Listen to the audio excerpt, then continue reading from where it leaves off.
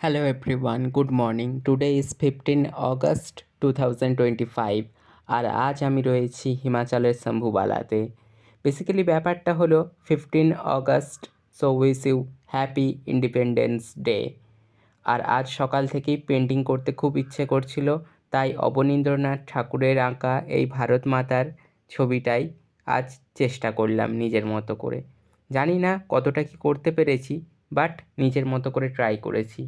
তোমরা জানিও ছবিটা তোমাদের কেমন লাগছে।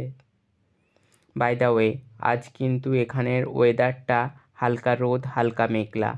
পাহাড়ি এই পরিবেশে মেঘ রোদ আলো ছায়ার এই খেলা দেখতে বেশ ভালোই লাগে, খারাপ না।